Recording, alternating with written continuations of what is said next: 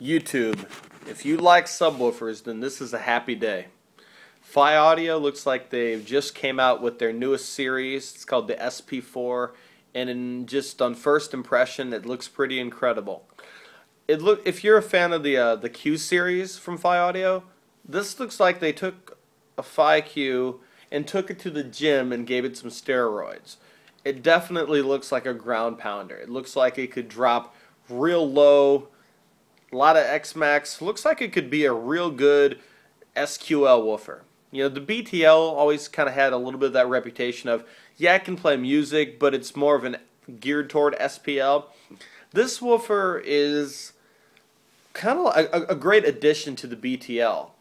Same power handling. This woofer here has a 4-inch voice coil, but getting down to the specs of it, the frequency response is, for the dual 1 ohm coils, is 24.7, which is extremely low, and the QTS rating is 0.55, which is fairly high.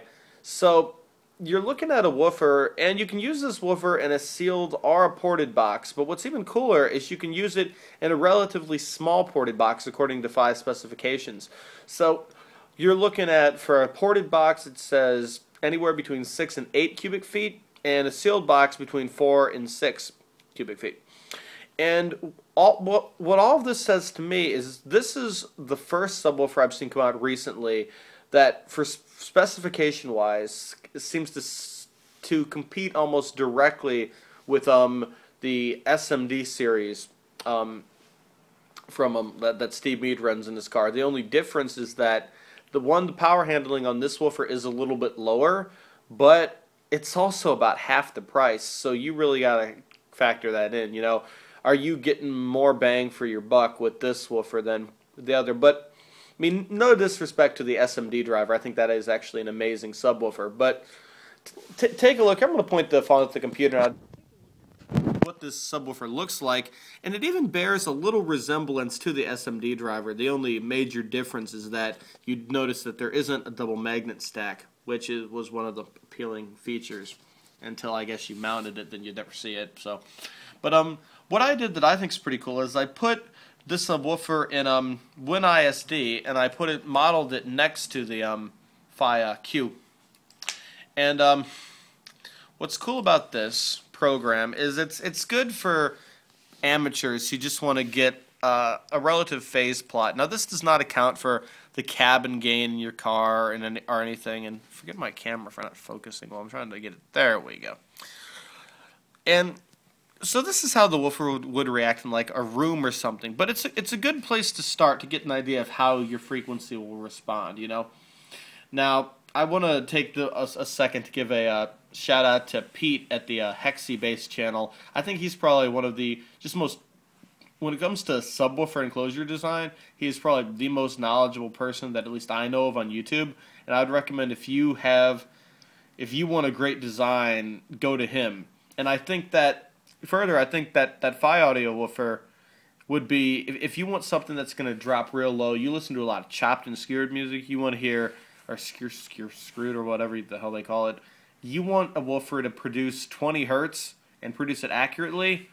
This subwoofer, either the 18 or the 15 here, in combination with one of Pete's designs, I think that would be just freaking incredible, you know. But let's take a look at this WinISD, because this is a cool program. It's totally free, and the yellow line is a representation of the SP4 18, while the green line is the Q. Now, what's cool about this is, you notice I have it on the SPL setting here, so let's look at just the regular gain, because it's a little more obvious what's happening. Both woofers are getting their respected power, so when you look at the SPL graph, you see the SP4 simply, with recommended power, simply outperforming the Q through all of the sub-bass frequencies. Like at 200 hertz, it's less, but nobody listens to a subwoofer at 200 hertz, so that doesn't matter. But it's pretty even down to about 40 hertz, and then below that, the SP4 is mutilating it. But check this out.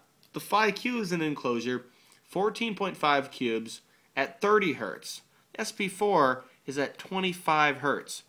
that is a pretty freaking low tuning frequency. But if we bump that up to 30, look at the bump we get right there.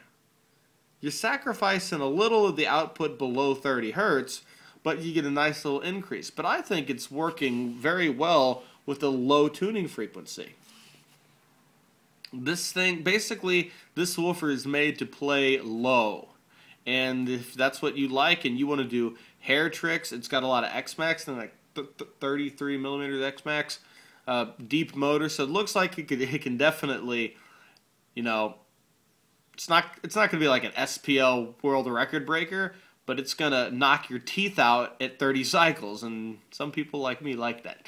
So definitely a woofer I think anybody should consider if they're in the market. But make sure that when you buy this woofer, remember its recommended power is it can take 2,500 watts continuous. You add on options like cooling and, you know, Space Spider stuff, you know, and get it, as they say, fully loaded.